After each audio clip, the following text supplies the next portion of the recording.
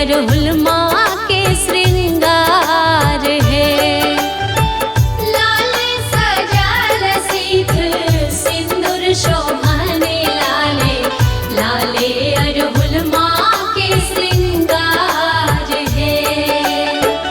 जगत जननी मैया दुर्गा भवानी के दिव्य सजाल दरबार है। लाले सजाल सीत सिंदूर शोभाने लाले, लाले अरहुल माँ के श्रृंगार है। लाले सजाल सीत सिंदूर शोभाने लाले, लाले अरहुल माँ के श्रृंगार है।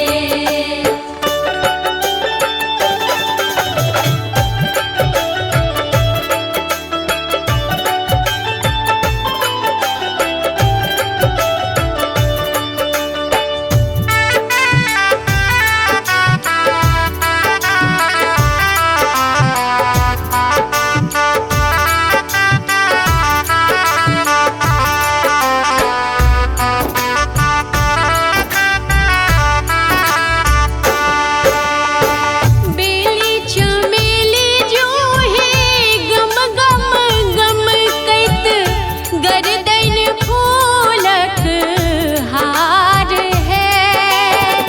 फूले सन मैया के हृदय कोमल, महिमा गाम अपार है। लाल सजाल सीत सिंदूर शोभाने लाले, लाले अरहुल माँ के श्रृंगार है। जगत जननी मैया दुर्गा भवानी के दिव्य सजाल दरबार है। लाले सजाल सीत सिंदूर शोभाने लाले, लाले अरहुल माँ के श्रृंगार है।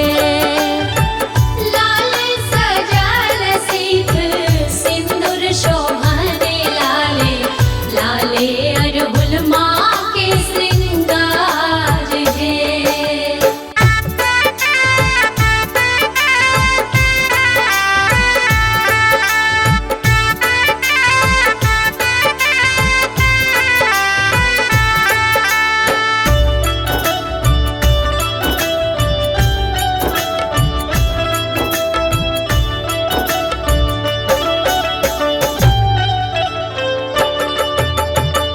हृदय में वाहनी ममता क सरिता, भक्त ल करुणा दुलार है। सोने पूत खोइछ दैथ बाझिनो के मैया, निर्धन घर धन अम्बार है। लाल सजाल सीत सिंदूर शोभाने लाले, लाले अरहुल माँ के श्रृंगार है। जगत जननी मैया दुर्गा भवानी के दिव्य सजाल दरबार है। लाले सजाल सीत सिंदूर शोभाने लाले, लाले अरहुल माँ के श्रृंगार है। लाले सजाल सीत सिंदूर शोभाने लाले, लाले अरहुल माँ के श्रृंगार है।